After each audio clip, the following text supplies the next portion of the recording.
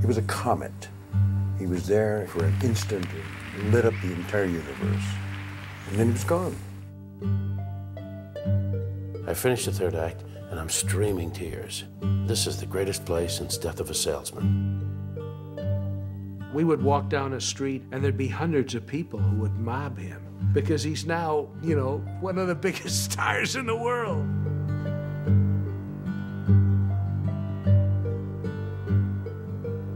Nothing will kill you quicker than success. Failure you can have all your life.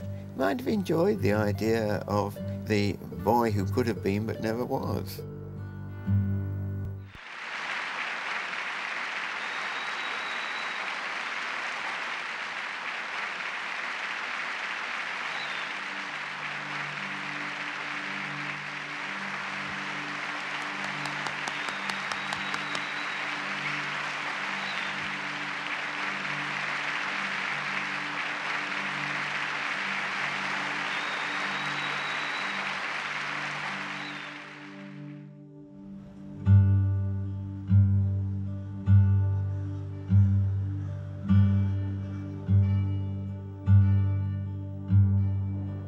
This is my hometown, Scranton, Pennsylvania.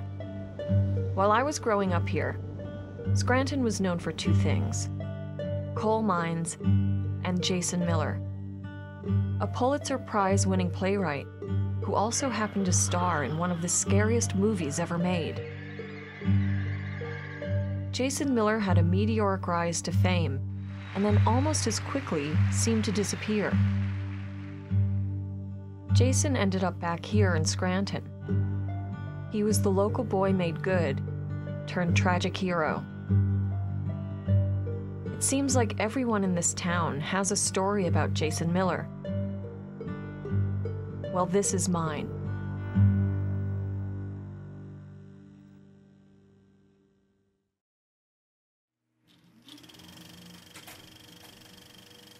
"25 years after making The Exorcist, Jason Miller agreed to act in my first student film.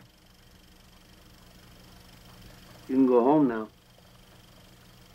He didn't want anything in return, just a TV on set so he could watch the Notre Dame game. This was the last time I saw Jason. A few years later, he died of a heart attack in his favorite local bar.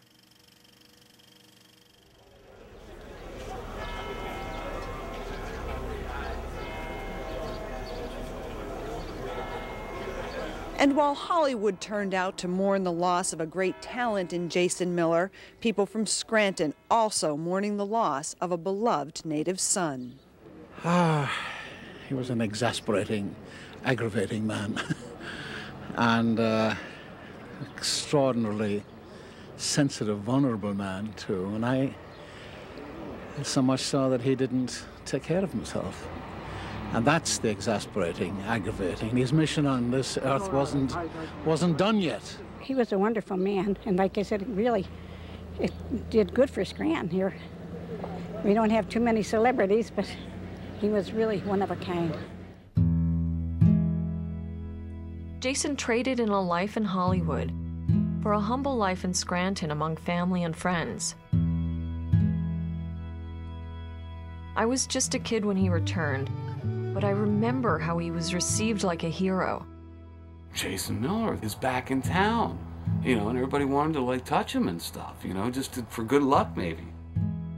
Why did this incredible playwright, who experienced such explosive beginnings, never write a Broadway play again? And what happened to Jason in Hollywood that would make him run away? I mean, Jason was bigger than life. Actually, here's this kid from West Side, and look what he has done. A very humble guy. A lot of people flocked him, you know, to his table.